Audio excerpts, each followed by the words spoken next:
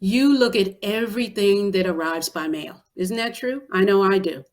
So postcards become a big draw as part of your marketing, as part of your gift basket marketing. So, yes, postcards cost money. They'll cost either a postcard stamp, if it's a small postcard, or it'll cost a large amount of first class stamp if it's a large postcard. But still, more people will look at your message by mail than they will by email because some email goes to spam. We know this. So let's talk a bit about postcard marketing and how it could benefit you if you want to market your gift baskets in this way.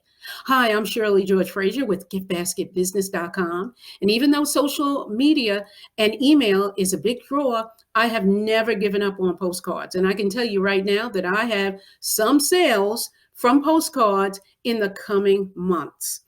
I use my postcards to share information about the kinds of gift baskets that I offer and other training that I have for those of you who are selling gift baskets. So I'm showing you this a bit on an angle because I know this way you can't really see what's on the postcard, but I want to help you to set up your postcards in the best way possible in case this method could be of use to you.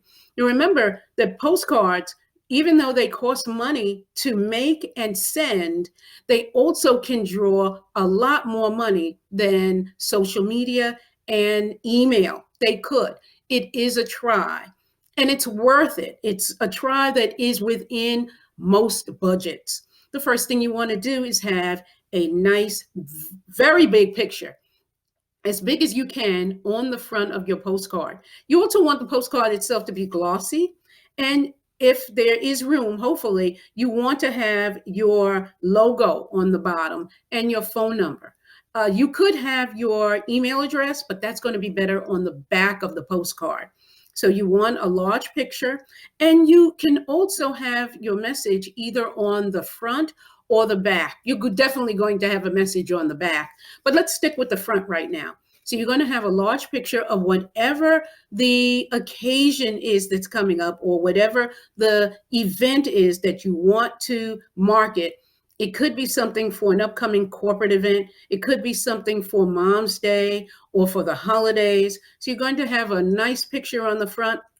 You're going to have, hopefully, also room for just a phrase or a tagline. And that phrase or tagline, you want to be your problem or your customer's problem. What the time that they don't have to send out that gift or something that is going to draw them into saying, oh yeah, I didn't do that, or I don't have time to do that, or yeah, I need that done, but who's going to help me with that? That's going to be you. And that's going to be just a message down here. The words that I have here is or the problem, and what the problem is in this case, and then the solution and what the solution is, and then my logo. That's how I've set this up. But you might set up a postcard in another way. Look at postcards also that you receive from other people, maybe from a real estate company, maybe from a landscaper. How do they set up their messages? Let those messages, let those postcards be your guide into how you're going to set yours up. And then on the back side, you could have another picture, but this picture tells the story. And then the text on the back tells the rest of the story. You don't want a lot of text. You do want to break it up quite nicely. And you want to give the message on how you benefit the business or the person that you are sending the postcard to. You want to have that call to action. So you want to have just a quick message, a quick paragraph on why they're receiving the postcard. A certain holiday is coming up, a certain event is coming up, anything that's happening in that person or in that company's life.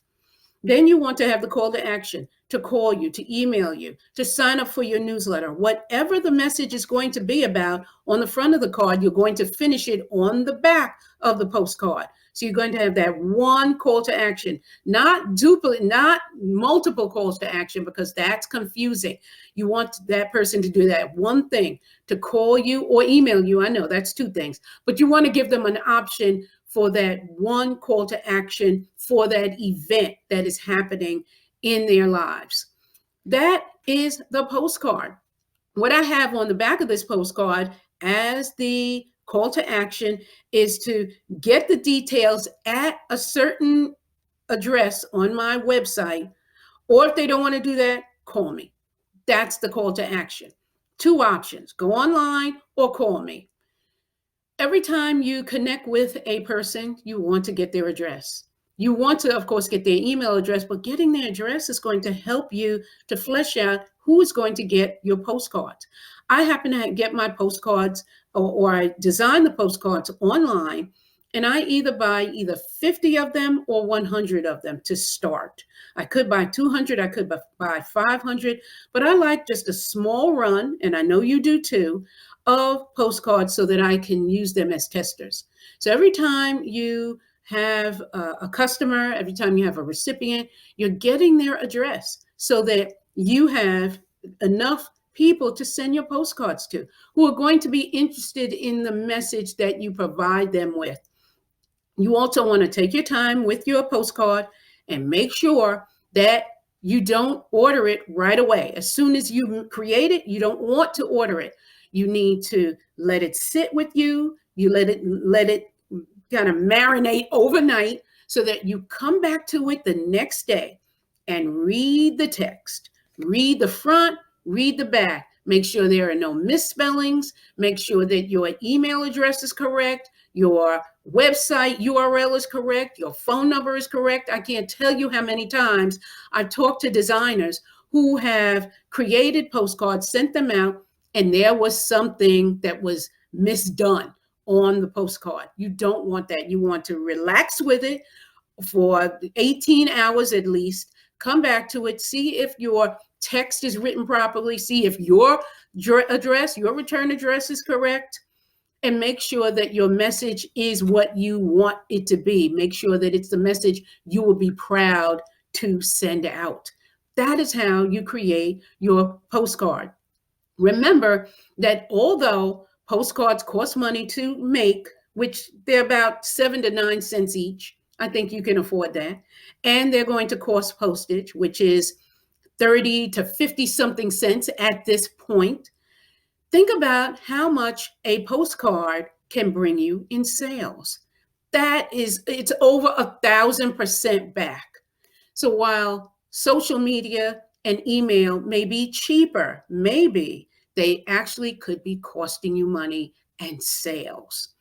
Try a postcard run and see what it delivers. Join me at giftbasketbusiness.com for more information about postcards. You can sign up for my newsletter. You'll see that link, and you will be able to learn, grow, and profit much more with your gift baskets. I'll see you online.